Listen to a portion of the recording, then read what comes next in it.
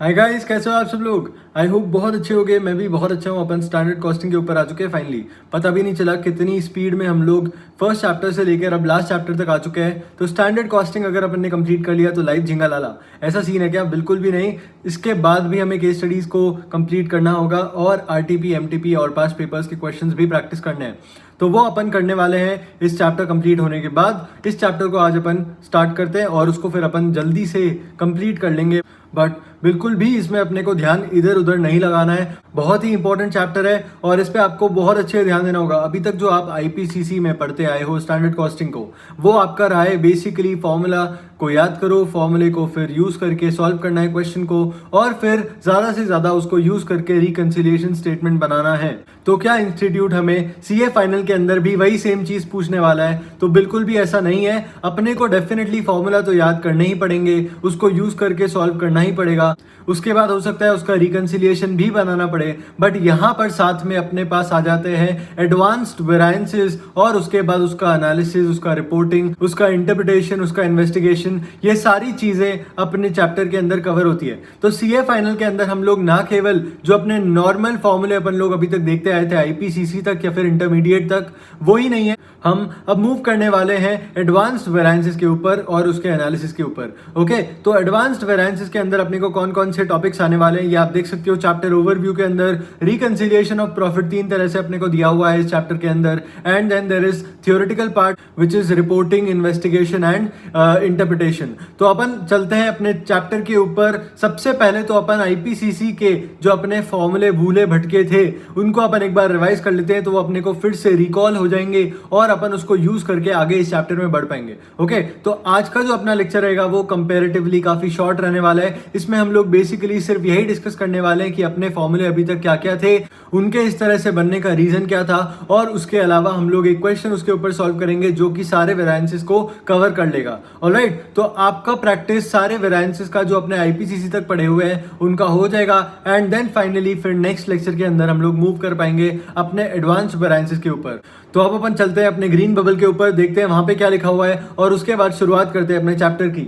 So green bubble के अंदर यहाँ पर ये लिखा हुआ है कि प्लानिंग एंड ऑपरेशनल वेरिएंसेस जो अपने एडवांस वेरिएंसेस के अंदर का पार्ट है वो कई बार पूछा जा चुका है पेपर्स के अंदर, और इसलिए आपको ध्यान ना केवल उस पर देना है बल्कि अब आपका चांस बढ़ जाता है कि बाकी एडवांस्ड वेरिएंसेस जो है वो भी पूछे जा सकते हैं। यानी कि अगर इंस्टीट्यूट ने नया सिलेबस लेके आया है और उसने मई 18 से लेकर नवंबर 19 तक 4 अटेम्प्ट जो हुए उसके अंदर ज्यादा focus planning and operational variance के ऊपर किया है, तो डेफिनेटली अब वो बाकी एडवांस्ड वेरिएंसेस के ऊपर भी ध्यान देने वाला है। क्योंकि अब उसको ये बात समझ में आ गई है कि स्टूडेंट्स को समझ में आ चुका है कि हम लोग प्लानिंग एंड ऑपरेशनल से पूछ रहे हैं। अगर वो लोग सिर्फ वही पढ़ के आएंगे और हम लोग कुछ दूसरा उनसे पूछ लेंगे तो डेफिनेटली वहां पर वो लोग कंफ्यूज हो जाएंगे और मार्क्स स्कोर नहीं कर पाएंगे। बट अपने को क्या करना है, उनको वहां पर बीट करना होगा। एंड इसीलिए हम लोग फोकस करने वाले हैं बाकी के एडवांस वेरिएंसेस के ऊपर भी, स्पेशली जो एक्टिविटी बेस्ड कॉस्टिंग के अंदर एडवांस वेरिएंसेस है उनके ऊपर हम लोग स्पेशली ध्यान देने वाले हैं। और उसके अलावा जो थ्योरेटिकल पार्ट है इन्वेस्टिगेशन, इंटरप्रिटेशन का, उसको हम लोग डेफिनेटली यूज कर सकते हैं केस स्टडी को सॉल्व करने में।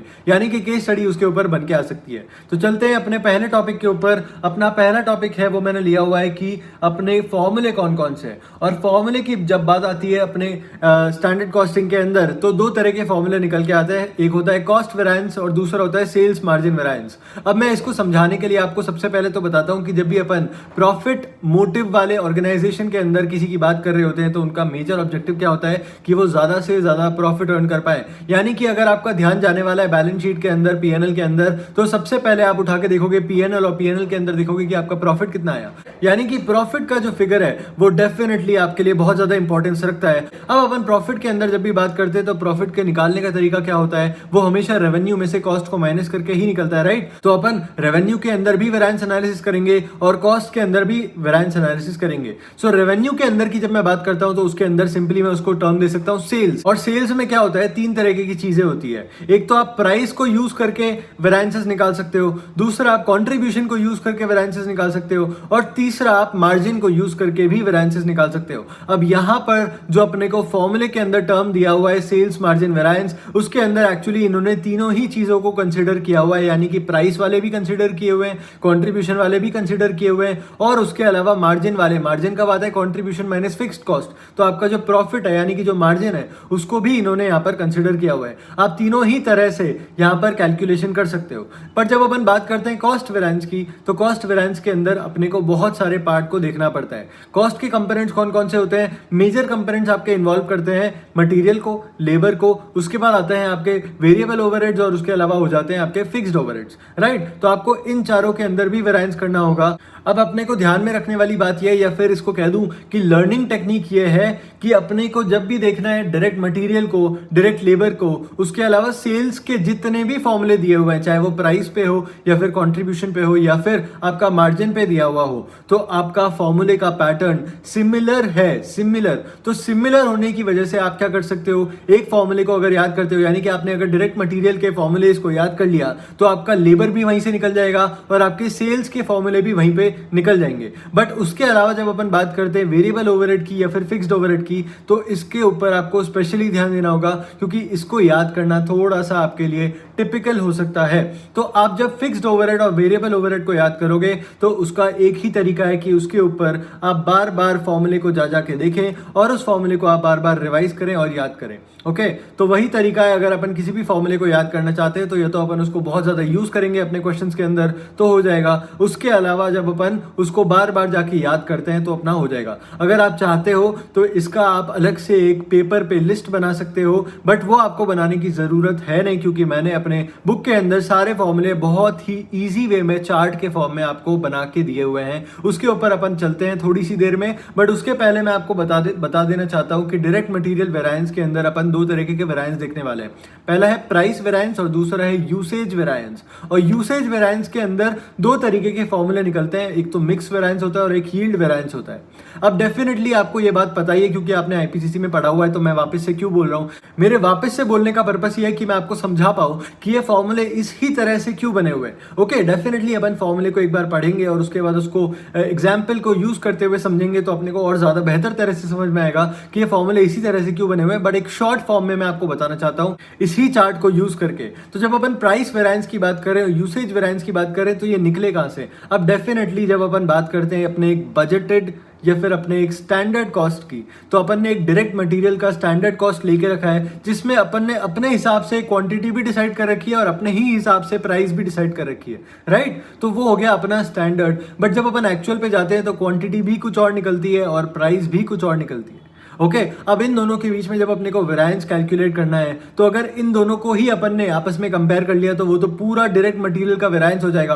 बट जब अपने को और बेहतर तरह से समझना पड़ेगा, क्योंकि अपने को क्या करना है, कंट्रोल लेके आना है। यहाँ पर सिर्फ वेरिएंस का कैलकुलेशन नहीं करना है, अपने को कंट्रोल यहाँ पर एस्टैब्लिश करना है, और कंट्रोल एस्टैब्लिश करने के लिए उसका एनालिसिस करना बहुत ज्यादा जरूरी है। तो जब तक अपन उसको ब्रेक नहीं करेंगे उसके कंपोनेंट्स के अंदर, तब तक अपने को उसका फायदा नहीं मिलेगा। तो अपने को जब भी कंपेयर करना पड़ेगा अपने स्टैंडर्ड कॉस्ट को और अपने एक्चुअल कॉस्ट को, तो उसके अंदर कई तरह की चीजें, यानी कि कई तरह के कंपोनेंट उसका पार्ट बनी हुई होगी। तो अपने को क्या करना है, सबसे पहले तो मैं ले लेता हूं अपनी क्वांटिटी को। तो जब अपन स्टैंडर्ड क्वांटिटी की बात करते हैं, तो स्टैंडर्ड क्वांटिटी अपन ने डिसाइड करी होगी बाय अज्यूमिंग कि मेरे को अगर प्रोडक्शन करना है x यूनिट्स का, या फिर आप ले लीजिए 1000 यूनिट का, क्योंकि मैं XY में जाऊंगा तो आप कंफ्यूज हो जाएंगे। मैं नंबर ले लेता हूं तो आपके लिए ज्यादा आसान हो जाएगा याद रखना या फिर समझ पाना। तो अगर 1000 यूनिट का मेरे को प्रोडक्शन करना है और उसके लिए मेरे को डायरेक्ट मटेरियल का जितना भी रिक्वायरमेंट होता है, लेट से कि 1 यूनिट को बनाने में मुझे 2 मटेरियल लगने चाहिए, तो मेरे number of units as per standard quantity तो डायरेक्ट मटेरियल के 2000 होने चाहिए थे, राइट। बट जब मैंने एक्चुअल पे देखा, तो एक्चुअली में मैंने 1000 क्वांटिटी को प्रोड्यूस नहीं किया है, मैंने प्रोड्यूस किया है 900 यूनिट्स को, और 900 यूनिट्स के हिसाब से मैं कंपेयर करूंगा अब स्टैंडर्ड क्वांटिटी को, राइट। तो स्टैंडर्ड क्वांटिटी में मैंने 1000 यूनिट की ले रखी है, बट एक्चुअल मैंने 900 का ही प्रोडक्शन किया हुआ है। तो अगर मैं इनको कंपेयर करूंगा तो वो गलत हो जाएगा। इसलिए मैं पहले तो सबसे पहले क्वेश्चन के अंदर क्या करूंगा, स्टैंडर्ड क्वांटिटी को चेंज कर दूंगा, उसको 1000 यूनिट की बजाय अब 900 यूनिट के बेसिस पर कैलकुलेट कर लूंगा। तो वो हो जाएगा मेरा अब कितना, 900 इंटू 2, यानी कि हो जाएगा आपका 1800 यूनिट्स ऑफ डायरेक्ट मटेरियल। ये तो हो गया अपना क्वांटिटी। जब अपन ने 900 यूनिट्स को एक्चुअली में प्रोड्यूस किया है तो उसके लिए अपन ने क्या किया होगा, कुछ मटेरियल को कंज्यूम किया होगा। हो सकता है कि उसका यील्ड सही से नहीं बैठा, यानी कि अपने को 2 यूनिट से ज्यादा लग गए, कुछ स्क्रैप हो गया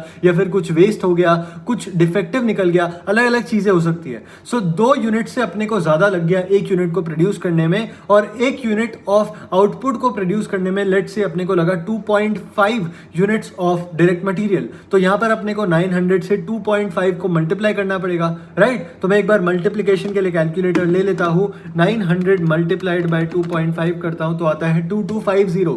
मेरे स्टैंडर्ड क्वांटिटी में मैं देख रहा हूं कि मुझे 1800 यूनिट्स को यूज करना चाहिए था, बट एक्चुअली में मैंने 2250 यूनिट्स को यूज किया है। तो पहला तो मैं निकालूंगा इन दोनों के बीच में डिफरेंस। इन दोनों के जो बीच में डिफरेंस होगा वो मेरा यील्ड का डिफरेंस है, यूसेज का डिफरेंस है। अब यहां पर क्योंकि अपने पास मल्टीपल मटेरियल यूनिट्स नहीं है to produce a unit of output, तो इन दैट केस होगा क्या कि अपना मिक्स वेरिएंस तो निकलने नहीं वाला। अगर अपना मिक्स वेरिएंस नहीं निकलेगा तो अपना पूरा ही यूसेज हो गया, राइट। अगर यूसेज वेरिएंस मैंने निकाल लिया है तो अब अपने पास सिर्फ एक ही कंपोनेंट बचता है, वो है प्राइस डिफरेंस का।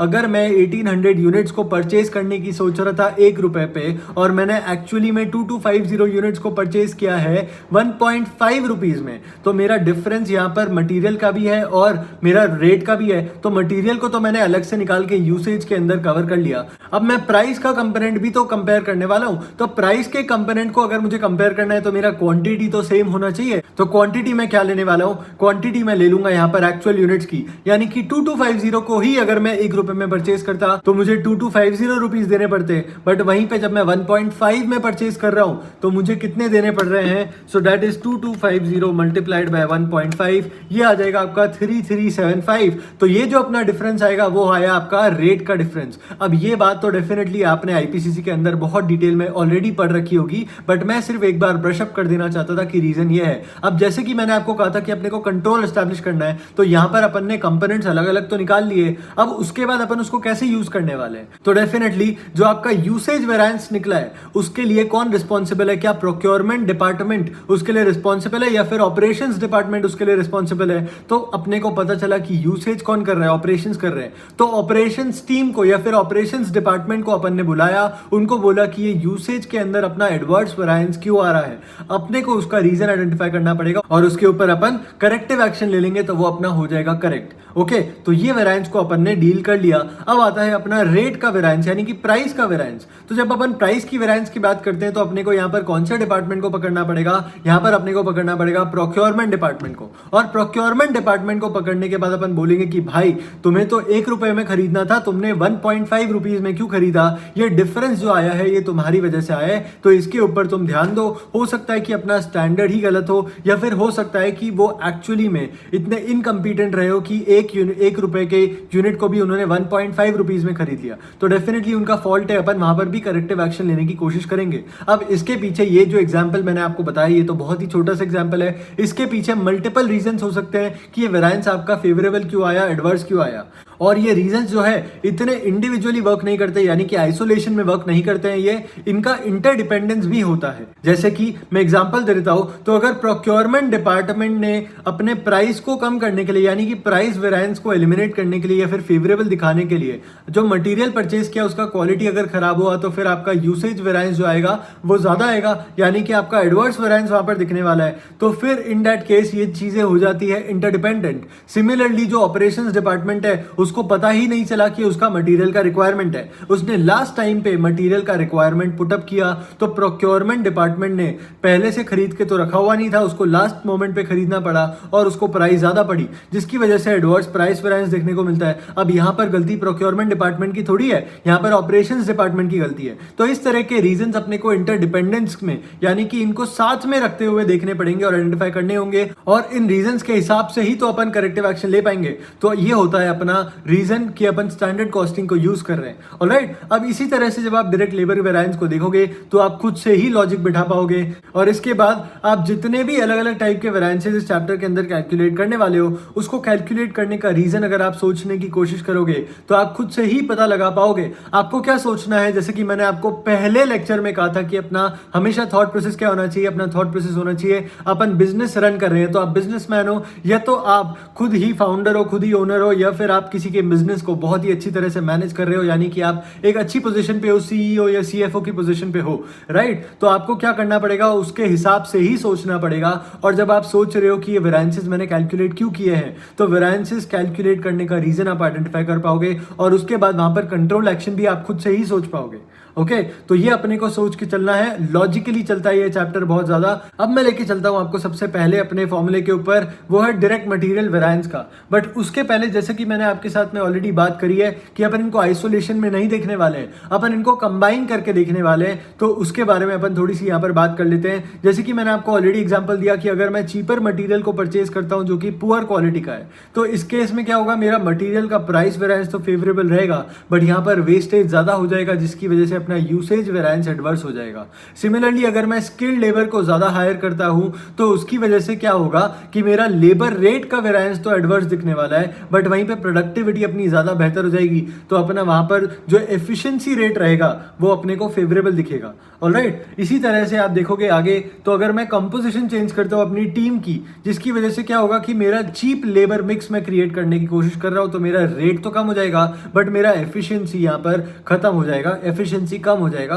तो यहां पर आपको एडवर्स एफिशिएंसी या एडवर्स यील्ड वेरिएंस देखने को मिल सकता है। सिमिलरली अगर आपके वर्कर्स ट्राई कर रहे हैं कि वो अपनी प्रोडक्टिविटी को इंप्रूव कर पाए, तो आपका एफिशिएंसी वेरिएंस तो फेवरेबल दिखने वाला है, बट अगर आपको उसके लिए समझ लीजिए पेमेंट करना पड़ता है बोनस का, तो आपका रेट वेरिएंस एडवर्स हो जाएगा। और वहीं पे अगर वो लोग प्रोडक्टिविटी को इंप्रूव करने के लिए काफी मटेरियल को वेस्टफुली यूज करते हैं, तो आपका मटेरियल यूसेज का वेरिएंस एडवर्स दिखने लग जाएगा। तो इस तरह से सारी चीजें इंटरडिपेंडेंस में वर्क करती है। अब नेक्स्ट एग्जांपल अपने को सेल्स वॉल्यूम और सेल्स प्राइस का दिया हुआ है। जैसे कि अगर आपने सेल्स प्राइस को डिक्रीज कर दिया तो आपका सेल्स प्राइस वेरिएंस एडवर्स दिखेगा, बट वहीं पे आपका डिमांड इंक्रीज हो जाएगा तो आपका सेल्स वॉल्यूम वेरिएंस शायद फेवरेबल दिख सकता है। और इसी तरह से इसका वाइस वर्सा भी हो सकता है। अब अपन चलते हैं अपने पहले टॉपिक के ऊपर, यानी कि पहले फॉर्मूले वाले टॉपिक के ऊपर, वो है डायरेक्ट मटेरियल वेरिएंस का। तो जैसा कि मैंने आपको बताया था, यहाँ पे मैंने चार्ट के फॉर्म में आपको ये फॉर्मूलेज लिख के दे रखे हैं। तो आपको क्या करना है, इसको सिंपली याद करना पड़ेगा, और इसको याद करने के लिए मैं आपको डायरेक्ट मटेरियल वेरिएंस का लॉजिक समझा रहा हूं। आप लेबर का अपने आप निकाल पाओगे, सेल्स वालों का अपने आप निकाल पाओगे, तो इस तरह से आप फॉर्मूले को याद आसानी से रख पाओगे। तो जैसे कि मैंने आपके साथ में बात करी थी कि अपने को यहाँ पर डिफरेंस निकालना है अगर कंपेयर करना है तो, और वेरिएंस अपन कैलकुलेट कर सकते हैं अपने स्टैंडर्ड और एक्चुअल के बीच में, बट अपने को अलग अलग कंपोनेंट्स को निकालना पड़ेगा क्योंकि अपन कंट्रोल एस्टैब्लिश करना चाहते हैं, और कंट्रोल मैकेनिज्म के लिए इसके अंदर जो छुपे हुए कंपोनेंट्स है उनको अलग अलग करना बहुत ज्यादा इंपॉर्टेंट है।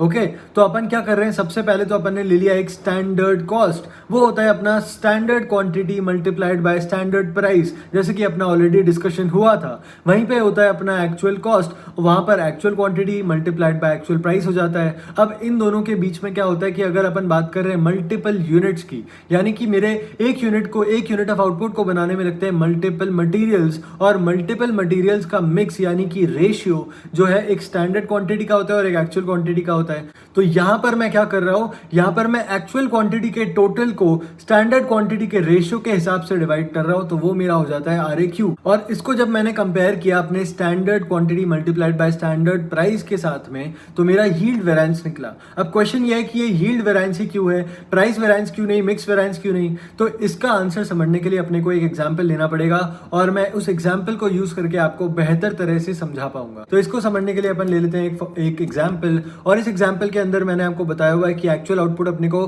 बनाना है 1800 kgs का, और 1800 kgs को बनाने के लिए मेरा स्टैंडर्ड यील्ड दिया हुआ है, नीचे लाइन आप पढ़ोगे तो वो दिया हुआ है 75%, यानी कि इससे मैं निकाल सकता हूं कि मुझे स्टैंडर्ड यूनिट्स ऑफ मटेरियल कितने रिक्वायर्ड है टोटलिटी में। तो इसको मैं क्या कर रहा हूं, 1800 को डिवाइड कर रहा हूं 75% से, 1800 डिवाइडेड बाय 75% होता है 2400। सो आपको 2400 यूनिट्स ऑफ मटेरियल चाहिए। इसको मैं A और B में बांट सकता हूं 80-20 के रेशियो में, और मुझे स्टैंडर्ड प्राइस भी दिया हुआ है।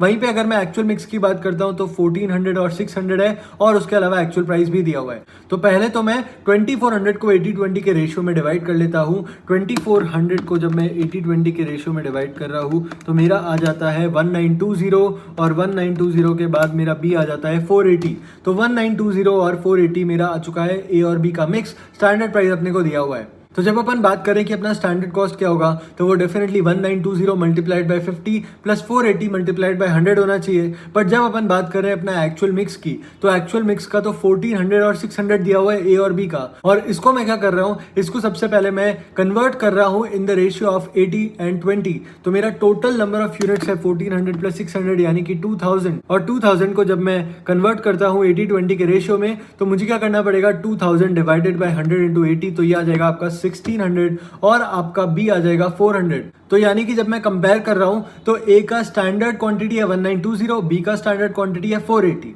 बट वहीं पे ए और बी का एक्चुअल क्वांटिटी क्या होगा, अगर मैं इसको स्टैंडर्ड रेशियो में लेता हूं तो वो हो जाता है अपना 1600 और 400, राइट। अब इन दोनों के बीच का जो डिफरेंस है वही तो मेरा यील्ड निकलना चाहिए। ये क्यों होना चाहिए, क्योंकि यहां पर मैंने मिक्स को सेम कर दिया है, यानी कि मेरा जो रेशियो है of using the total materials वो मैंने same to same as standard mix रखा है। तो जब मैंने उसके बीच में कंपैरिजन किया तो मुझे पता चला कि ए का मैं अगर स्टैंडर्ड मिक्स के हिसाब से ही यूज करता क्वांटिटी तो मुझे लगता 1920 kgs। बट वहीं पे जब मैं बात कर रहा हूं अपने एक्चुअल क्वांटिटी की इन द स्टैंडर्ड मिक्स, तो वहां पर मुझे लगना चाहिए था 1600 kg। अब इन दोनों के बीच का जो डिफरेंस है वो मिक्स का डिफरेंस नहीं रहा, मिक्स के डिफरेंस को अपन ने हटा दिया है। और मिक्स के डिफरेंस को अपन ने कैसे हटाया, इसको स्टैंडर्ड मिक्स में ही कन्वर्ट करके।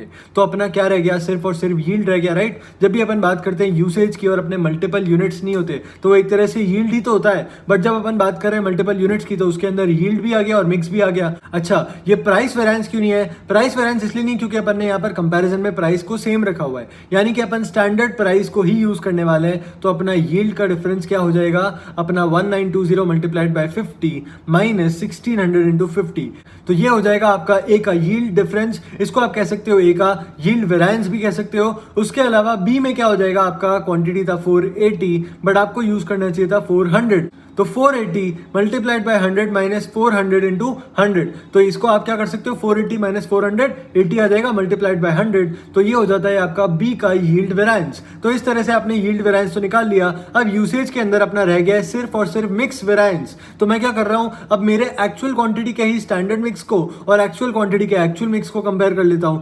तो उसके बीच का जो डिफरेंस रहेगा वो मेरा हो जाएगा मिक्स वेरिएंस, राइट। अब मिक्स वेरिएंस में भी क्या मैं प्राइस अलग अलग रखने वाला हूं, तो डेफिनेटली मैं यहां पर अगर प्राइस अलग अलग रख दूंगा तो फिर मेरा प्राइस वेरिएंस भी यहां पर कंबाइन हो जाएगा। इसलिए मुझे स्टैंडर्ड प्राइस पे ही इसको कंपेयर करना पड़ेगा। तो जब मैं स्टैंडर्ड प्राइस पे ही कंपेयर कर रहा हूं तो फिर मेरा सिर्फ और सिर्फ मिक्स वेरिएंस निकलेगा, यानी कि आपको करना पड़ेगा 1600 minus 1400 multiplied by standard price, वो है आपका 50 रुपीज। और आप क्या कर रहे हो, 600 माइनस 400 इसको कर रहे हो मल्टीप्लाइड बाय 100, तो आपका आ जाएगा टोटल मिक्स वेरिएंस। अब रह गया आपका सिर्फ और सिर्फ प्राइस वेरिएंस। तो इसमें आपको सिर्फ करना है एक्चुअल क्वांटिटी को स्टैंडर्ड प्राइस से मल्टीप्लाई और एक्चुअल क्वांटिटी को एक्चुअल प्राइस से मल्टीप्लाई। इन दोनों के बीच का जो डिफरेंस रहेगा वो हो जाएगा आपका प्राइस वेरिएंस। यहां पर अपन ने क्वांटिटी को सेम रख दिया ना, सिर्फ प्राइस का डिफरेंस रह गया है, तो अपन ने प्राइस वेरिएंस ही निकाला है। इसी वजह से स्टैंडर्ड क्वांटिटी और एक्चुअल क्वांटिटी का रिवाइज्ड मिक्स का जो डिफरेंस है उसको यील्ड वेरिएंस ही कहते हैं। फिर अपना एक्चुअल क्वांटिटी का रिवाइज्ड मिक्स और एक्चुअल क्वांटिटी का एक्चुअल मिक्स, उसके बीच का जो डिफरेंस है उसे कहते हैं एक्चुअल मिक्स। और अपना जो प्राइस का डिफरेंस है वो तो हो जाता है अपना प्राइस वेरिएंस। तो ये हो जाते हैं आपके वेरिएंस के रीजंस की। इसी तरह से फॉर्मूला क्यों बना हुआ है ये भी मैंने आपको समझा दिया है। अब आपको क्या करना पड़ेगा, इसको ध्यान में रखते हुए इन फॉर्मूले को याद करना पड़ेगा। इसको अगर आपको याद रखना है तो इसका एक बहुत ही सिंपल सा तरीका है। वो क्या है कि आपको स्टैंडर्ड क्वांटिटी को धीरे धीरे एक्चुअल क्वांटिटी के अंदर कन्वर्ट करना है। ये आप मान लीजिए दिमाग में, ठीक है। ये अपना लर्निंग टेक्निक बता रहा हूँ, ये बादाम फ्रॉम सर मान लीजिए आप। स्टैंडर्ड क्वांटिटी को अपने को धीरे धीरे अगर कन्वर्ट करना है एक्चुअल क्वांटिटी के अंदर, तो अपन ने पहले क्या किया, स्टैंडर्ड क्वांटिटी को ले लिया, उसके बाद अपन एक्चुअल क्वांटिटी को लेके आए पर वो स्टैंडर्ड मिक्स में था। उसके बाद फाइनली अपन एक्चुअल क्वांटिटी के ऊपर पहुंचे।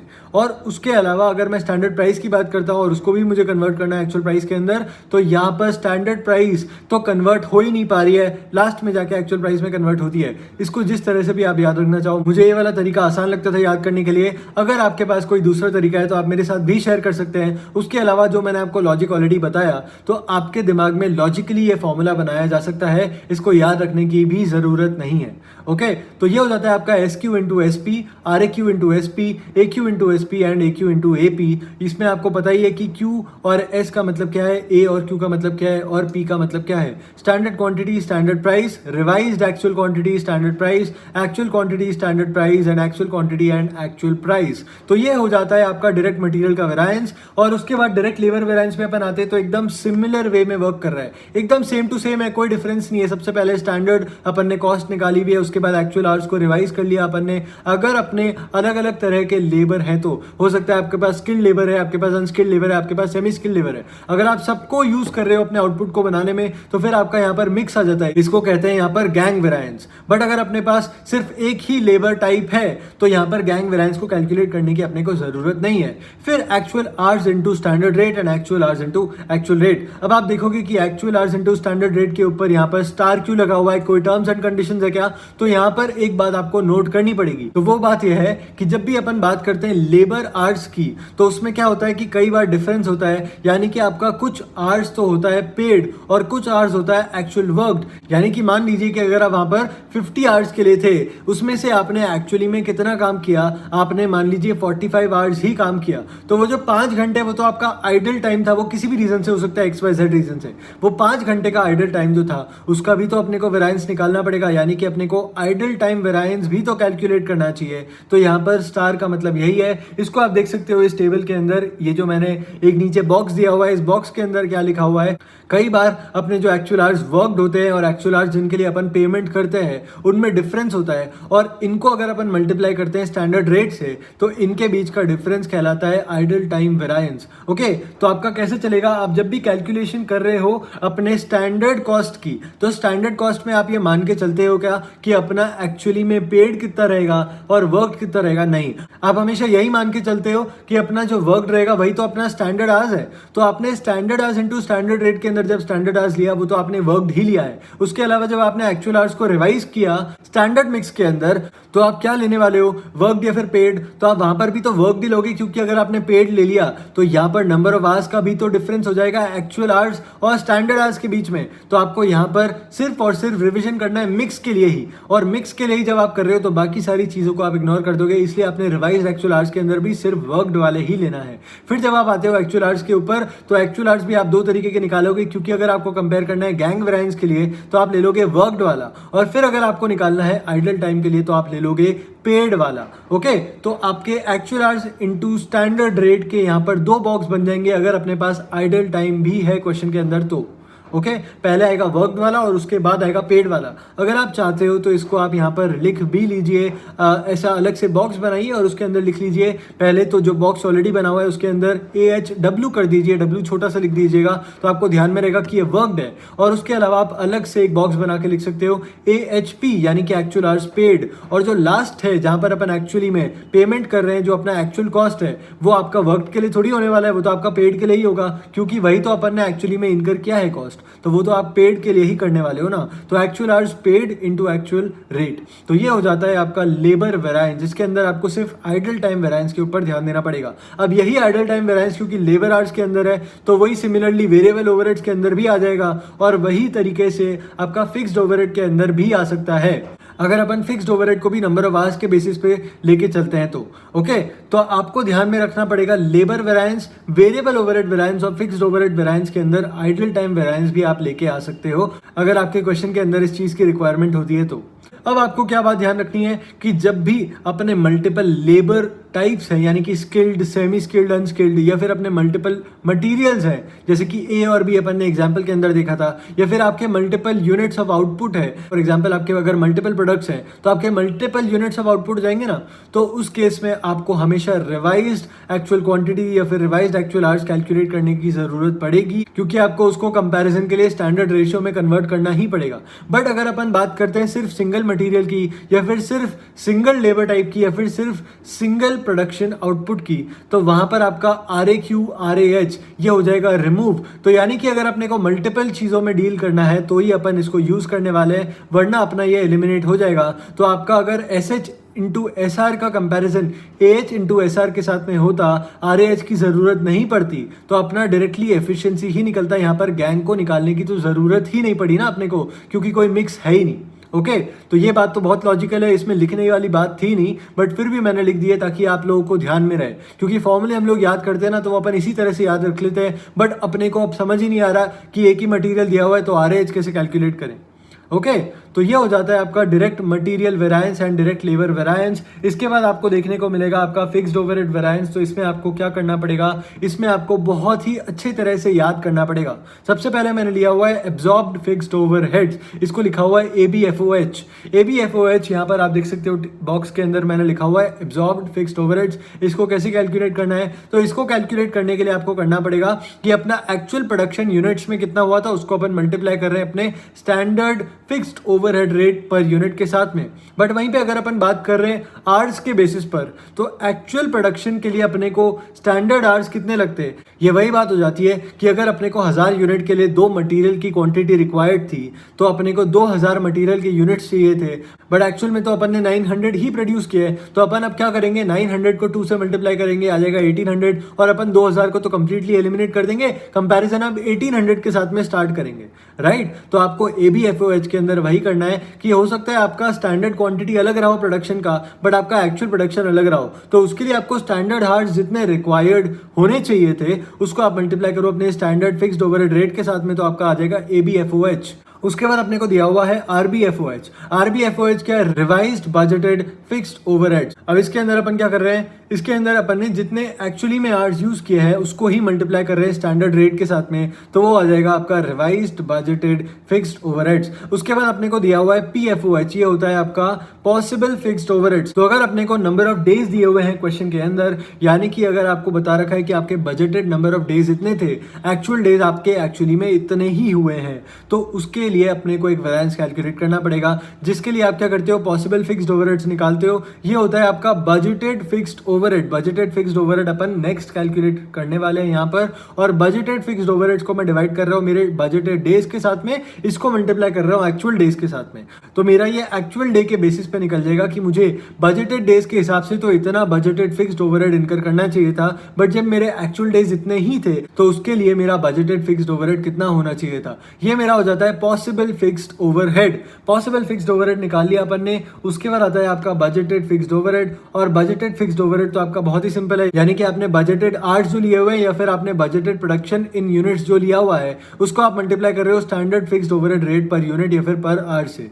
यानी कि आपको यहाँ पर क्या करना पड़ेगा, जो अपन ने बात करी थी मटेरियल के बेसिस पर, मटेरियल में अपन ने क्या लिया था कि अगर अपन प्रोड्यूस करना चाह रहे हैं, यानी कि अपनी स्टैंडर्ड क्वांटिटी अपन ने मानी हुई प्रोडक्शन की कि मैं 1000 यूनिट को प्रोड्यूस करूंगा और उसके लिए मुझे 2 यूनिट ऑफ मटेरियल रिक्वायर्ड होने चाहिए थे पर यूनिट ऑफ आउटपुट, तो मेरे 2000 यूनिट ऑफ मटेरियल रिक्वायर्ड होते, राइट। ये बात आपको ध्यान में आ रही है, अपन ने थोड़ी देर पहले ही डिस्कस करी थी। तो मैं बजटेड फिक्स्ड ओवरहेड्स में वही कर रहा हूं।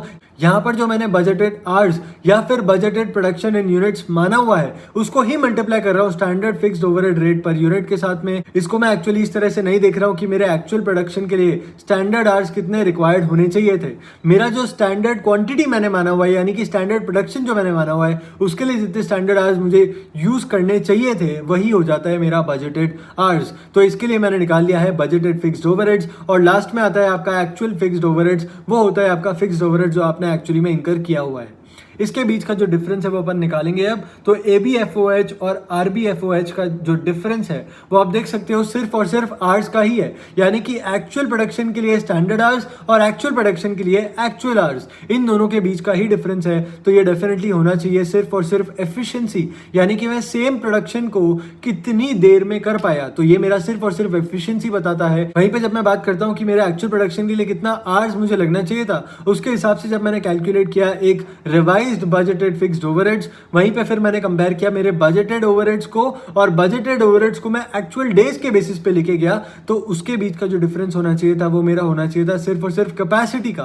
क्योंकि मैं देख रहा हूं यहां पर कि मेरा बजटेड फिक्स्ड ओवरहेड जो मैंने माना हुआ है उसको मैंने एक्चुअल डेज के लिए तो कन्वर्ट कर लिया, बट एक्चुअली में मुझे कितने आवर्स लगाने पड़े फॉर माई एक्चुअल प्रोडक्शन, तो मेरा कैपेसिटी का डिफरेंस यहां से निकलता है। फिर जब मैं बात कर रहा हूं मेरे पॉसिबल फिक्स्ड ओवरहेड्स और बजटेड फिक्स्ड ओवरहेड्स के बीच की कंपैरिजन की, तो यहां पर मैं क्या बात कर रहा हूं कि बजटेड फिक्स्ड ओवरहेड्स तो है ही, बट उसको जब मैं कन्वर्ट कर रहा हूं कि मेरे एक्चुअल डेज जो लगे उसके हिसाब से कितना होना चाहिए था, तो उसके बीच का जो डिफरेंस है वो मेरा सिर्फ डेज का ही डिफरेंस है, तो वो मेरा हो जाएगा कैलेंडर डिफरेंस, जिसको कहते हैं कैलेंडर डिफरेंस। ये तीनों मिला के बनता है वॉल्यूम डिफरेंस, और उसके बाद आता है आपका सिर्फ और सिर्फ रेट का डिफरेंस। तो ये क्या हो जाता है आपका बजटेड फिक्स्ड ओवरहेड्स को आप अब कंपेयर करते हो आपके एक्चुअल फिक्स्ड ओवरहेड्स के साथ में, और आ जाता है आपका एक्सपेंडिचर का वेरिएंस। तो इस तरह से आपने फिक्स्ड ओवरहेड वेरिएंसेस को कैलकुलेट कर लिया है। फिर आते हैं अपन वेरिएबल ओवरहेड वेरिएंस के ऊपर। तो इसके अंदर अपने को कैलकुलेट करना है एफिशिएंसी और एक्सपेंडिचर। बट जैसा कि मैंने आपको बताया कि यहाँ पर आइडल टाइम बीच में आ सकता है, तो अगर आइडल टाइम आ गया तो मुझे वो वेरिएंस भी कैलकुलेट करना पड़ेगा। बट मेरा क्या निकलता है, एफिशिएंसी वेरिएंस और एक्सपेंडिचर वेरिएंस। एसवीओएच, आरवीओएच और एवीओएच क्या होता है मैं बता देता हूँ। SVOH is standard variable overheads, RVOH is revised variable overheads and AVOH is actual variable overheads। ये मैंने नीचे टेबल में या फिर इस बॉक्स में दिया हुआ है। RVOH को मैं कैसे कैलकुलेट कर रहा हूँ, ये मेरा हो जाता है standard variable overhead rate per hour, जो मुझे लगना चाहिए था मेरे एक्चुअल आवर्स के लिए। और मेरा स्टैंडर्ड वेरिएबल ओवरहेड्स क्या हो जाएगा, वो हो जाएगा कि मैं एक्चुअल प्रोडक्शन के लिए कितना ओवरहेड लगा रहा हूँ, या फिर मेरे एक्चुअल प्रोडक्शन के लिए कितने आवर्स रिक्वायर्ड होने चाहिए थे स्टैंडर्ड वे में। जैसा कि अपन ने कैलकुलेट किया था ऊपर एब्जॉर्ब्ड फिक्स्ड ओवरहेड्स के अंदर, वो ही सिमिलर वे में अपन कैलकुलेट कर रहे हैं standard variable overheads for production या फिर चार्ज टू प्रोडक्शन। तो ये मेरा क्या हो जाता है कि एक्चुअल प्रोडक्शन के लिए मुझे कितने स्टैंडर्ड आवर्स लगने चाहिए थे, उसको मैंने मल्टीप्लाई किया मेरे variable overhead rate per hour से। ये हो जाता है आपका एसवीओएच। और एवीओएच तो होता है जो आपने एक्चुअली में इनकर किया है। इसका डिफरेंस आप निकाल लेते हो तो आपका आ जाता है एफिशिएंसी और एक्सपेंडिचर वेरिएंस। ओके, अब अपने को दिया हुआ है सेल्स वेरिएंस। तो मैंने आपको पहले ही बताया कि 3 तरह से दिया हुआ होता है। पहला है आपका कंट्रीब्यूशन, दूसरा है आपका मार्जिन, और तीसरा है आपका सिर्फ और सिर्फ प्राइस को लेके। तो जब मैं बात कर रहा हूँ सिर्फ और सिर्फ मार्जिन की, तो उसको कह सकता हूँ एब्जॉर्प्शन कॉस्टिंग के बेसिस पे मैं चल रहा हूँ यहाँ पर, क्योंकि जब भी एब्जॉर्प्शन कॉस्टिंग की बात आती है तो अपन कंट्रीब्यूशन में से फिक्स्ड ओवरहेड्स को यहाँ पर माइनस कर देते हैं। ओके, उसके बाद को जो मार्जिन निकलता है मैं उस पर ही बात करता हूँ एब्जॉर्प्शन कॉस्टिंग के अंदर, यानी कि अपन लोग यहाँ पर फिक्स्ड ओवरहेड्स को एब्जॉर्ब कर रहे हैं। तो ये होता है आपका मार्जिन के बेसिस पे कैलकुलेट करना सेल्स वेरिएंस को। इसको अगर आपको पूछा जाए एब्जॉर्प्शन कॉस्टिंग के बेसिस पे, तो आपको ध्यान आना चाहिए कि मैं यहाँ पर बात कर रहा हूँ मार्जिन की। ऑलराइट, अब इसको याद रखने का तरीका बिल्कुल लेबर या फिर मटेरियल जैसा ही है, जैसे कि मैंने आपको शुरुआत में ही बताया। बट इसके अंदर जब अपन बात करते हैं सेल्स मार्जिन क्वांटिटी वेरिएंस की, तो क्वांटिटी के अंदर 2 रीजन हो सकते हैं क्वांटिटी के चेंज होने के। या तो आपका मार्केट शेयर इंक्रीज हो गया, या फिर जनरली में मार्केट साइज ही इंक्रीज हो गया। अब ये भी अपने को निकालना पड़ेगा। तो जब मैं निकाल रहा हूं कि मेरा मार्केट साइज कितना इंक्रीज हुआ, तो यहां पर मैं क्या करूंगा कि इंडस्ट्री सेल्स कितनी होनी चाहिए थी बजटेड, और उसको मैं मल्टीप्लाई करूंगा मेरे बजटेड मार्केट शेयर परसेंटेज के साथ में, और इसको बजटेड मार्जिन पर यूनिट के साथ में ही मल्टीप्लाई कर दूंगा। तो ये तो मेरा कंप्लीटली बजटेड हो गया। बट फिर मैं इसको कंपेयर करूंगा कि मेरा एक्चुअली में इंडस्ट्री का क्वांटिटी कितना है, और उसको मैं मल्टीप्लाई कर रहा हूं मेरे बजटेड मार्केट शेयर के साथ में ही, क्योंकि यहां पर मेरे को सिर्फ और सिर्फ मार्केट का साइज चेंज करना है। इसलिए मैंने इंडस्ट्री को एक में बजटेड लिया और एक में एक्चुअल लिया। बट मेरे तरफ से तो कुछ चेंज नहीं होना चाहिए। तो मेरी तरफ से अगर मुझे कुछ चेंज नहीं करना है, तो मैं मेरा मार्केट शेयर बजटेड ही लेके चलूंगा और मेरा मार्जिन पर यूनिट भी बजटेड ही लेके चलूंगा।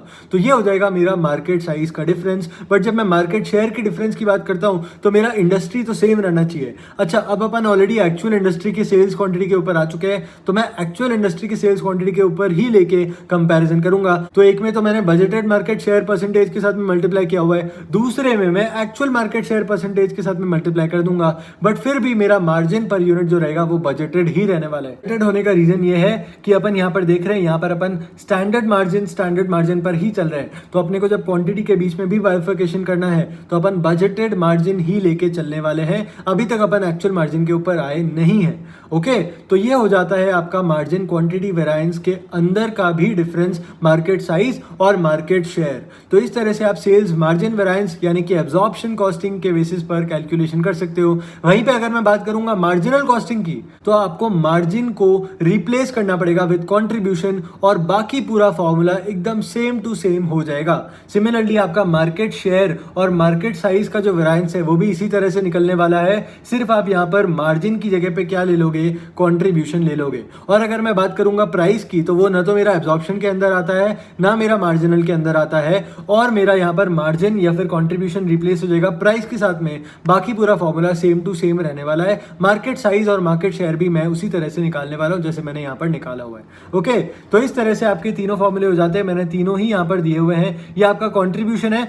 अच्छा, इसको इजी बनाने के लिए मैंने यहाँ पर SC लिखा हुआ है, कंट्रीब्यूशन लिखा हुआ है, और यहाँ पर सेल्स कंट्रीब्यूशन लिखा हुआ है। आप देखोगे यहाँ पर मैंने लिखा हुआ था सेल्स मार्जिन, बट यहाँ पर ये सेल्स मार्जिन वेरिएंस के अंदर ही आता है, बट फिर भी मैंने लिखा हुआ है सेल्स कंट्रीब्यूशन ताकि आपको ध्यान में रह जाए। उसके बाद सेल्स मार्जिन क्वांटिटी वेरिएंस अपने को यहाँ पर निकालना है, तो उसके अंदर अपन मार्केट साइज और मार्केट शेयर के लिए क्या करेंगे, कंट्रीब्यूशन ले आएंगे मार्जिन की जगह पर, तो अपना पूरा का पूरा formula same to same work करने लग जाएगा। ओके तो ये होता है आपका sales margin variance in terms of contribution also. और सिमिलरली आप प्राइस के वे में भी निकाल सकते हो, वो आगे आपको देखने को मिलेगा, बट इन दोनों के बीच का जो रिलेशन है वो मैं आपको एक्सप्लेन कर देता हूँ यहाँ पर। तो जब भी अपन कंट्रीब्यूशन से मार्जिन की तरफ मूव कर रहे होते हैं तो उनके बीच का डिफरेंस सिर्फ और सिर्फ फिक्स्ड ओवरहेड्स का ही होता है। तो अगर सिर्फ फिक्स्ड ओवरहेड का ही डिफरेंस है, तो अगर मैं सेल्स कंट्रीब्यूशन की जो वेरिएंस है उसमें से फिक्स्ड ओवरहेड वेरिएंसेस को माइनस कर दूंगा तो मेरा आ जाना चाहिए यहाँ पर सेल्स मार्जिन वेरिएंस, राइट। तो मेरे को क्या करना पड़ेगा यहाँ पर फॉर्मूले को समझने के लिए, सबसे पहले मैं ले लेता हूँ सेल्स मार्जिन वॉल्यूम वेरिएंस।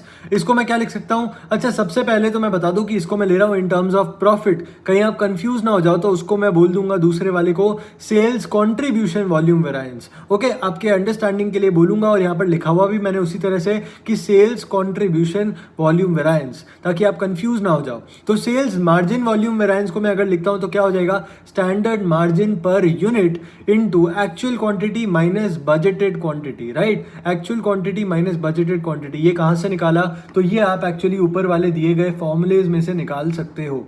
तो अपन ने क्या किया, सेल्स मार्जिन वॉल्यूम वेरिएंस को लिखा है, वो अपन ने लिख लिया standard margin per unit multiplied by actual quantity minus budgeted quantity. अब अपन स्टैंडर्ड मार्जिन पर यूनिट को standard contribution per unit minus standard fixed overheads per unit भी तो लिख सकते हैं। तो जब मैं बात कर रहा हूं standard contribution per unit minus standard fixed overheads per unit को, इसको मैं मल्टीप्लाई कर दूंगा ब्रैकेट में actual quantity minus budgeted quantity, और पूरे ब्रैकेट को जब अपन ओपन करने जाएंगे तो यहां पर एक बहुत बड़ा फॉर्मूला आपके सामने निकल के आ जाएगा।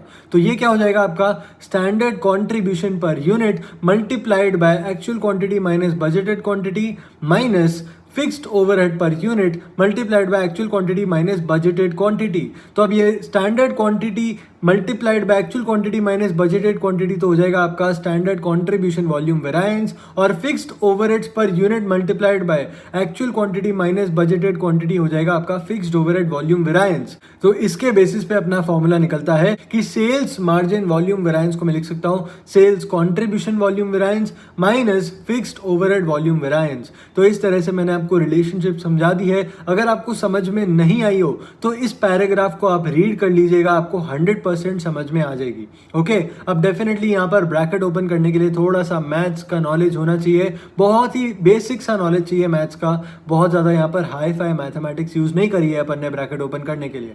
ओके, तो इस तरह से आप अगर निकालने जाते हो तो आप डिराइव कर सकते हो कि sales margin volume variance is equals to sales contribution volume variance minus fixed overhead volume variance. Okay, अब अपन चलते हैं अपने नेक्स्ट टॉपिक के ऊपर, जहां पर आपको पहले तो यहाँ पर मैंने प्राइस के टर्म्स में भी दिया हुआ है, उसके बाद मैंने आपको यहाँ पर एक बॉक्स के अंदर ये लिख के बताया हुआ है कि क्वेश्चंस जहां पर अपने को रिकंसिलिएशन करना पड़ता है बजटेड प्रॉफिट का और एक्चुअल प्रॉफिट का, तो ये सारे फॉर्मूलेज बहुत ज्यादा यूज आने लगते हैं। स्पेशली अपने को सेल्स वेरिएंसेस का डिफरेंस समझ में आना चाहिए, यानी कि कौन सा कॉन्ट्रीब्यूशन है, कौन सा मार्जिन है और कौन सा अपना प्राइस के बेसिस पर है, तो ये आपको समझ में आना चाहिए। अब यहाँ पर मैंने आपको ये भी लिख के दिया हुआ है कि अपना सेल्स मार्जिन वेरिएंस और सेल्स कंट्रीब्यूशन वेरिएंस के बीच में जो रिलेशनशिप है वो आपको ध्यान में रखनी पड़ेगी, वो मैंने ऑलरेडी आपको समझा दी है।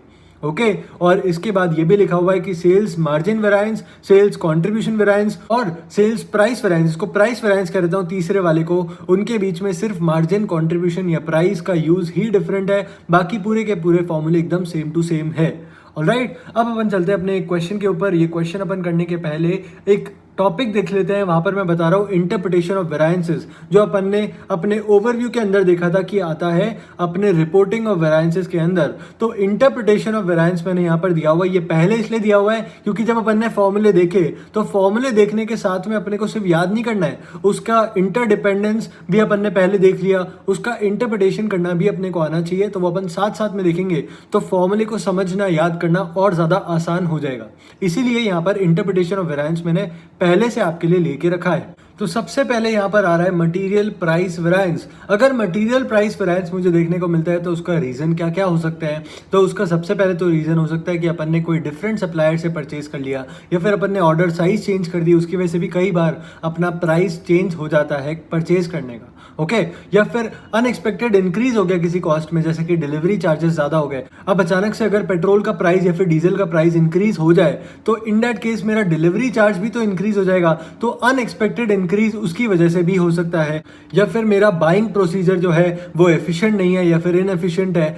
या फिर जैसा कि मैंने आपको एग्जांपल में बताया था कि अनएक्सपेक्टेड, या फिर अपने को पता नहीं था कि कभी उसकी रिक्वायरमेंट आने वाली है और इमरजेंसी में अपने को परचेज करना पड़ा, तो उसकी वजह से भी आपका प्राइस वेरायंस आ सकता है मटेरियल में। ओके, और वहीं पे मटेरियल यूसेज वेरायंस के होने के रीजन क्या हो सकते हैं? आपने मटेरियल जो परचेज किया वो इंफीरियर क्वालिटी का था, या फिर आप क्वालिटी कंट्रोल नहीं कर पाए, उसके अलावा आपका एफिशिएंसी नहीं था प्रोडक्शन में, आप उसको लेके आने में डैमेज कर दिए, या फिर आपने मटेरियल मिक्स को चेंज कर दिया, उसको सही तरह से हैंडल नहीं किया, या फिर कुछ पिलफरेज हो गया प्रोडक्शन डिपार्टमेंट में, या फिर आपने प्रोडक्शन का मेथड चेंज कर दिया, इंस्पेक्शन सही से नहीं किया। इसके तमाम रीजन हो सकते हैं आपके यूसेज वेरायंस के आने के।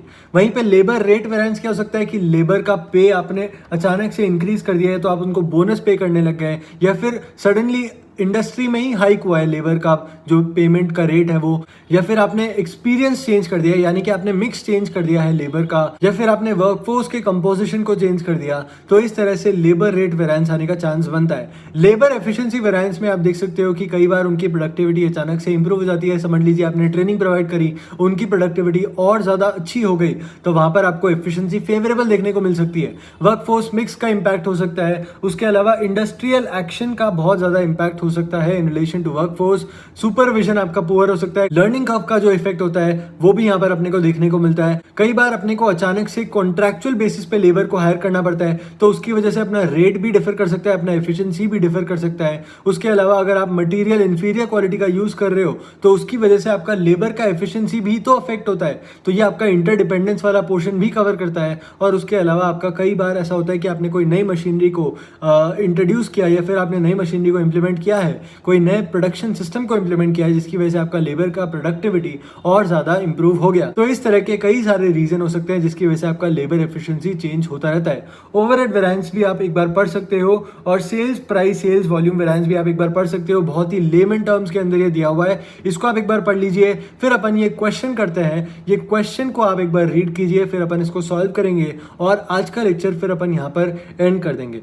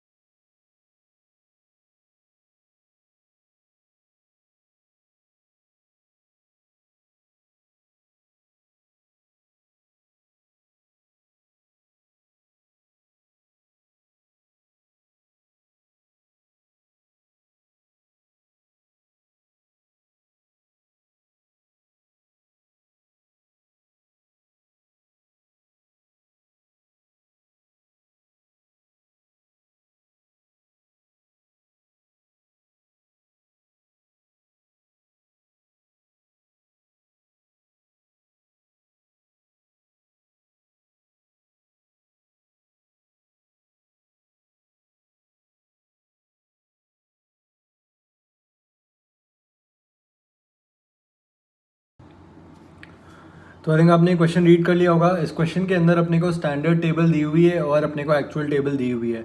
अब ध्यान रखने वाली बात यह है कि अपने को यहाँ पर वर्क इन प्रोग्रेस भी दिया हुआ है क्लोजिंग, जिसके 900 यूनिट्स अपने को बताए हैं और उसका डिग्री ऑफ कंप्लीशन दे रखा है।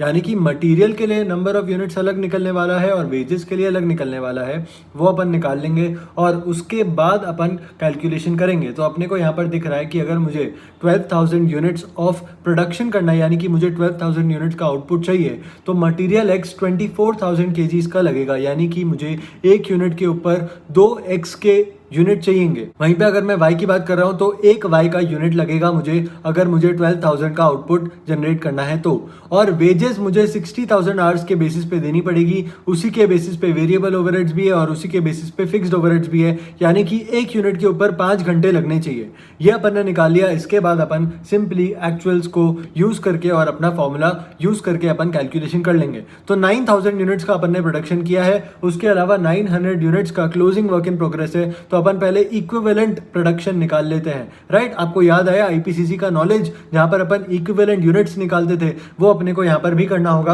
तो अपन आ रहे हैं अपने सोल्यूशन के ऊपर और यहां पर आप देख सकते हो कि मैंने क्या किया हुआ है। मैंने यहां पर कैलकुलेशन करके रखी है ऑलरेडी इक्विवेलेंट यूनिट्स की। तो 9,000 क्वांटिटी सेल्स का है और 900 क्लोजिंग WIP का है। मटेरियल 100% कंप्लीट हो चुका है, तो क्वांटिटी 9,000 प्लस 900 टोटल 9,900 होती है। बट लेबर और ओवरहेड्स की बात करता हूं तो सेल्स का तो 100% डेफिनेटली कंप्लीट है, बट क्लोजिंग WI का 50% ही कंप्लीट है। तो 9,000 प्लस 450 यानी कि 9,450 यूनिट्स को मुझे यहां पर यूज करना पड़ेगा for labour and variable overhead and fixed overhead calculation. तो सेल्स वेरिएंस पे जा रहा हूं। सबसे पहले अपने को सारे वेरिएंसेस कैलकुलेट करने हैं। तो सबसे पहले सेल्स वेरिएंस कर रहा हूं। अब सेल्स वेरिएंस अपन कौन सा वाला करने वाले, मार्जिन के बेसिस पे, या फिर अपन करने वाले कंट्रीब्यूशन के बेसिस पे, या फिर अपन प्राइस के बेसिस पे करने वाले हैं। क्योंकि अपन already material variance, labour variance, overhead variances calculate कर ही रहे हैं, तो फिर ना तो अपन कंट्रीब्यूशन के बेसिस पे करेंगे, ना अपन मार्जिन के बेसिस पे करेंगे, अपन प्राइस के बेसिस पे ही करते हैं। तो प्राइस के बेसिस पे करने के लिए मुझे मेरा फॉर्मूला याद आ रहा है। यहां पर अपने को RAQ निकालने की जरूरत क्यों नहीं है, क्योंकि अपना आउटपुट सिंगल है, अपने पास मल्टीपल आउटपुट्स तो है नहीं, तो RAQ निकालने की यहां पर जरूरत है ही नहीं। BQ इंटू SP यानी कि budgeted quantity into standard price, को आप standard quantity into standard price भी लिख सकते हो, वो आपको दी हुई है 6 लाख रुपीज। ये अपने को क्वेश्चन के अंदर भी दिया हुआ है। तो ये रहा अपना 6 लाख का अमाउंट बजटेड सेल्स के अंदर। उसके बाद आ जाते हैं अपन अपने AQ इंटू SP पे। तो अपने पास एक्चुअल क्वांटिटी जो सेल्स की है वो तो 9,000 यूनिट्स है। प्राइस अपने को निकालनी पड़ेगी क्या, हाँ, तो अपन स्टैंडर्ड प्राइस निकालने की कोशिश करेंगे। तो 6 लाख का अगर मेरा सेल है 12,000 यूनिट्स पे, तो फिर इस हिसाब से मेरा स्टैंडर्ड प्राइस 50 पर यूनिट का होना चाहिए था। तो मेरा AQ इंटू SP आ जाता है 4,50,000 और AQ इंटू AP अपने को फिर से एक्चुअल की टेबल में दिया हुआ है 4,57,500। तो यहां पर अपन जब देख रहे हैं BQ इंटू SP 6 लाख है, AQ इंटू SP 4,50,000 है, तो 1,50,000 का अपने को एडवर्स वेरिएंस दिखता है। बट वहीं पे AQ इंटू AP 457,500 है, तो 7,500 का फेवरेबल प्राइस वेरिएंस अपने को दिखता है। अब जब भी आपको सेल्स वेरिएंसेस में जाना है तो आप क्या करोगे, राइट वाले में से लेफ्ट वाले को माइनस करना, और जो वेरिएंस आएगा वो माइनस में आया तो एडवर्स, प्लस में आया तो फेवरेबल। ठीक है, अपन माइनस को एडवर्स मान के चलेंगे और प्लस को फेवरेबल मान के चलेंगे। मैंने ये बहुत बार देखा है कि बहुत सारे लोग कंफ्यूज हो जाते हैं कि कौन सा वेरिएंस कब एडवर्स है कब फेवरेबल है। तो इसका एक बहुत ही सिंपल सा टेक्निक है। सेल्स की जब भी अपन बात कर रहे हैं तो अपने को क्या करना पड़ेगा, राइट माइनस लेफ्ट, और जब भी अपन कॉस्ट की बात कर रहे हैं, चाहे वो मटेरियल हो, लेबर हो या फिर ओवरहेड्स हो, तो अपन क्या कर रहे हैं, लेफ्ट माइनस राइट। तो जब भी आपका माइनस आएगा तो एडवर्स और प्लस आएगा तो फेवरेबल। सिंपल सा फॉर्मूला है। आपको क्या करना पड़ेगा, राइट माइनस लेफ्ट, तो AQ into SP minus BQ into SP, ये आएगा आपका 1,50,000 नेगेटिव का, तो ये क्या हो जाएगा, एडवर्स। और प्राइस के लिए भी राइट माइनस लेफ्ट, तो AQ into AP minus AQ into SP, तो ये आएगा आपका 7,500, और 7,500 पॉजिटिव आया ना तो वो हो जाता है फेवरेबल। ठीक है, अब अपन किसी भी तरह से इस फॉर्मूले को लिखें, AQ into SP minus AP करें या AQ into AP minus SP करें, बात तो सेम ही रहने वाली है। एक में प्लस आ जाएगा, एक में माइनस आ जाएगा, तो अपने को पता चल जाएगा कि फेवरेबल है एडवर्स है। तो अपना आंसर कहीं पे भी गलत नहीं होता है, अपन किसी भी तरह से लिखें इसको, राइट। तो अपन ने एक ट्रिक बना ली है। अपने को क्या करना है, सेल्स के केस में राइट माइनस लेफ्ट और कॉस्ट के केस में लेफ्ट माइनस राइट, ये आपको ध्यान में रखना पड़ेगा। आप चाहो तो लिख सकते हो अपने टेबल के वहां पे जहां पे भी मैंने फॉर्मूले दिए हुए हैं ना, वहां पर आप लिख लीजिए कि अपने को सेल्स के लिए क्या करना है, राइट माइनस लेफ्ट, और कॉस्ट के लिए क्या करना है, लेफ्ट माइनस राइट। माइनस आया तो सिंपली एडवर्स और प्लस आया तो फेवरेबल।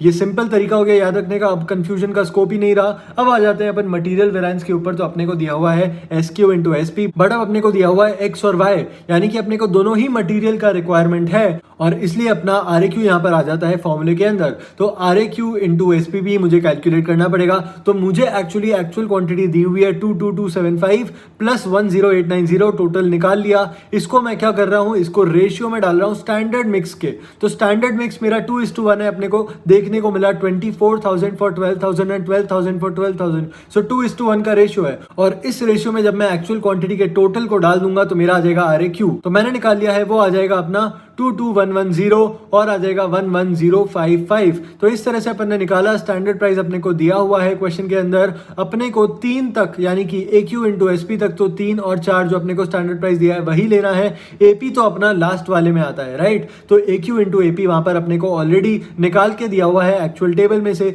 अब आपको यहां पर क्या करना पड़ेगा, राइट माइनस लेफ्ट या लेफ्ट माइनस राइट। तो आपको करना पड़ेगा यहां पर लेफ्ट माइनस राइट और इस हिसाब से आपका आ जाएगा 11,550 नेगेटिव का, तो वो आ जाएगा एडवर्स। अच्छा, ये राइट माइनस लेफ्ट और लेफ्ट माइनस राइट का लॉजिक क्या है, अगर किसी को समझ में नहीं आया है तो मैं 2 सेकंड में आपको समझा देता हूं। देखिए, सबसे पहले सेल्स में हम लोग क्या एक्सपेक्ट करते हैं कि अपना जो स्टैंडर्ड रहेगा उससे अपना एक्चुअल ज्यादा होना चाहिए, बट अगर कम हुआ तो एडवर्स हो गया ना। तो इसीलिए अपन ने किया है राइट माइनस लेफ्ट, नेगेटिव आया तो एडवर्स, सिंपल। और मटेरियल में अपना एक्सपेक्टेशन क्या रहेगा कि अपना एक्चुअल हमेशा स्टैंडर्ड से भी कम हो, तो इसीलिए अपन ने यहां पर क्या किया है, अपन ने यहां पर किया है लेफ्ट माइनस राइट, और ज्यादा हुआ तो मान लेंगे अपन की एडवर्स है। तो इसी तरह से राइट माइनस लेफ्ट और लेफ्ट माइनस राइट का फंडा चलता है। ये लॉजिक मैंने, ये ट्रिक मैंने खुद से बनाई हुई है, तो ये आपको और कहीं देखने को मिलेगी नहीं। Coming back to material variance, तो यहां पर अपने को SQ इंटू SP निकाल लिया अपन ने, RAQ इंटू SP निकाल लिया, AQ इंटू SP निकाल लिया और AQ इंटू AP भी निकाल लिया। सिंपली कंपेयर करना है और यील्ड मिक्स और प्राइस वेरिएंस निकालना है। अगर आपको अलग से यूसेज वेरिएंस भी निकालना है तो आपको क्या करना पड़ेगा,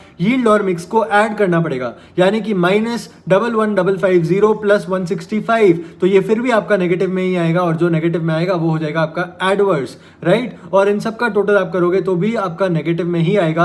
आप देखोगे यहाँ पर कैलकुलेशन करके तो आपको नेगेटिव मिल जाएगा अमाउंट, वो आ जाएगा आपका डायरेक्ट मटेरियल वेरिएंस टोटलिटी में। ओके, तो इस तरह से अपन ने मटेरियल वेरिएंस तो निकाल लिया। लेबर वेरिएंस भी अपन निकाल लेते हैं। सो लेबर वेरिएंस के अंदर अपने को अलग अलग टाइप ऑफ लेबर तो दी हुई नहीं है, तो RAH का यूज तो अपन करने नहीं वाले, पर इस जगह पे अपने को दिया हुआ है क्वेश्चन के अंदर। अगर आप देखोगे एक्चुअल वाली टेबल, तो अपने को यहां पर दे रखी है कि अपन ने कितने आवर्स के लिए पेमेंट किया है, 48,000 आवर्स के लिए, बट एक्चुअली में इन्होंने वर्क कितना किया है, लेबर आवर्स वर्कड 47,700, यानी कि यहाँ पर आइडल टाइम का कंसेप्ट अपने को इंट्रोड्यूस करना पड़ेगा। इसलिए जैसे कि मैंने आपको कहा था कि अपन पहले लेते हैं हमेशा W वाला और फिर लेते हैं P वाला, तो अपन ने ले लिया है SH इंटू SR, वो तो अपना सेम ही रहने वाला है। फिर आता है आपका एक्चुअल आवर्स वर्कड, और एक्चुअल आवर्स वर्कड के साथ में आप कंपेयर करते हो तो आपका निकल जाएगा net efficiency ratio, net efficiency variance, और उसके बाद फिर आप एक्चुअल आवर्स वर्कड और एक्चुअल आवर्स पेड को जब कंपेयर करते हो तो आपका आइडल टाइम वेरिएंस निकल जाएगा। फिर एक्चुअल आवर्स पेड और actual hours into SR and into AR respectively जब आप कंपेयर करते हो तो यहाँ पर आपका रेट वेरिएंस निकल जाएगा। अच्छा, यहाँ पर जो एक्चुअल आवर्स लिया हुआ है वो वर्कड है या फिर प्राइस है, सोचिए। तो यहाँ पर जैसे कि मैंने आपको बताया था कि अपन पेमेंट हमेशा पेड वाले आवर्स के लिए ही करते हैं ना, यहाँ पर कभी भी आप वर्कड वाले के लिए थोड़ी करोगे, यानी कि अपन ने एक्चुअल आवर्स जिनके लिए पेमेंट किया है उसी के बेसिस पे तो पेमेंट किया रहेगा, तो यहाँ पर एक्चुअल आवर्स पेड ही लिया जाता है। तो ये मैंने आपको ऑलरेडी लेबर वेरिएंस के डिस्कशन के बीच में समझा दिया था। इस तरह से अपन सॉल्व करेंगे तो अपने वेरिएंसेस निकल जाएंगे। फिर से यहाँ पर जो फंडा चलेगा अपना वो क्या चलेगा, अपना यहाँ पर भी चलेगा लेफ्ट माइनस राइट, क्योंकि कॉस्ट है ना, तो लेफ्ट माइनस राइट। नेगेटिव आया तो एडवर्स और पॉजिटिव आया तो फेवरेबल, ये भी निकल गया। अब आते हैं वेरिएबल ओवरहेड के ऊपर। तो आपको याद आया SVOH, RVOH एंड AVOH। अगर आपको इसको याद करने में डिफिकल्टी हो रही है तो जितनी बार आपको बुक खोलना है उतनी बार आप बुक खोल सकते हैं, कोई इशू नहीं है। आप जितनी बार पेज पे जाके देखेंगे फॉर्मूले को उतनी बार वो आपकी नजर में आएगा, और जितनी बार आप उसको देखोगे उतनी ज्यादा बार आप उसको याद कर पाओगे। इसको अपने को बैठ के रटना नहीं है, जितनी बार अपन यूज कर रहे हैं, ठीक है, याद नहीं आ रहा कोई प्रॉब्लम नहीं है, बुक खोली देखा, आपको अल्टीमेटली वो याद हो जाएगा। ओके, तो वो टेंशन नहीं लेना है कि अपने को फॉर्मूले याद नहीं हो रहे, आप देखते जाओ, जितनी बार आपको याद नहीं आ रहा है बुक खोल के देखते जाओ, याद हो जाएगा आपको, कोई प्रॉब्लम नहीं है वहां पर। अब अपन आ जाते हैं वेरिएबल ओवरहेड्स के अंदर। एसवीओएच, आरवीओएच और एवीओएच वेरिएबल ओवरहेड्स के अंदर भी मैंने आपको बताया था कि यहां पर भी, क्योंकि अपन आवर्स के बेसिस पे चलते हैं, तो आइडल टाइम वेरिएंस यहां पर भी आ जाता है, वर्कड और पेड के बीच का डिफरेंस। तो एसवीओएच तो अपन ने निकाल लिया है, आरवीओएच वर्कड ले लेंगे, फिर अपन पेड ले लेंगे, और फिर एवीओएच आ जाएगा। तो इस तरह से अपन कैलकुलेशन कर रहे हैं वेरिएबल ओवरहेड वेरिएंस के लिए भी। और फिक्स्ड ओवरहेड वेरिएंस के अंदर अपन ने क्या कैलकुलेशन करना है, तो एबीएफओएच यानी कि एब्जॉर्ब्ड फिक्स्ड ओवरहेड्स, उसके बाद आरबीएफओएच ये निकलेगा वर्कड के लिए, और एक निकलेगा पेड के लिए, इनके बीच का डिफरेंस हो जाएगा आइडल टाइम वेरिएंस। और उसके बाद आपको यहां पर पीएफओएच कैलकुलेट करने की जरूरत नहीं है। इसका रीजन ये है कि अपने को नंबर ऑफ डेज तो दिए हुए ही नहीं है ना क्वेश्चन के अंदर, तो अपन पीएफओएच क्यों निकालेंगे, राइट? तो अपन निकाल ही नहीं सकते, इसलिए अपन ने कैलेंडर वेरिएंस यहां पर नहीं निकाला है, डायरेक्टली अपन कैपेसिटी वेरिएंस निकाल रहे हैं। कैपेसिटी वेरिएंस आ गया, उसके बाद अपन एक्सपेंडिचर वेरिएंस भी निकाल रहे हैं बीएफओएच और एएफओएच को यूज करके। इस तरह से अपन ने फिक्स्ड ओवरहेड वेरिएंस को भी कैलकुलेट कर लिया है, राइट? तो आपको सिर्फ और सिर्फ इस क्वेश्चन के अंदर दो बातें जो अलग से ध्यान रखनी है वो ये है कि अगर आपको वर्क इन प्रोग्रेस दे दिया जाता है तो आपको किस तरह से उसको इक्विवेलेंट यूनिट्स में कन्वर्ट करना पड़ेगा। यहां पर आप देख लीजिए इस टेबल में कि अपन ने कैसे किया हुआ है। अच्छा, ये 9450 जो अपन ने निकाला उसी को अपन ने यूज किया है यहां पर भी, लेबर के अंदर, वेरिएबल ओवरहेड्स के अंदर और फिक्स्ड ओवरहेड्स के अंदर, क्योंकि अपने को क्वेश्चन में दिया हुआ है कि लेबर और ओवरहेड्स के लिए अपना 50% ही कंप्लीट हुआ है, जो वर्क इन प्रोग्रेस का यूनिट्स अपने पास रखा हुआ है वो। ओके, तो अपन ने इसलिए 9450 को ही यूज किया अपने कैलकुलेशन के पर्पस के लिए। और दूसरी बात यह है कि अगर आपका आइडल टाइम का कंसेप्ट आ जाता है क्वेश्चन के अंदर तो आपको कैसे उसको कैलकुलेट करना है, यानी कि आपको लेबर में तो शायद समझ में आ गया होगा, बट वेरिएबल ओवरहेड के अंदर भी तो आइडल टाइम को अपने को इंट्रोड्यूस करना होगा, तो वो आरवीओएच में आ जाएगा, और फिक्स्ड ओवरहेड के अंदर जब आइडल टाइम आएगा तो वो आरबीएफओएच में आ जाएगा। ओके, तो इस फॉर्मूले को और इस पूरे सोल्यूशन को आप एक बार नोट डाउन कर लीजिए, और आज का लेक्चर अपन यहां पर एंड करते हैं। So bye bye guys, see you tomorrow.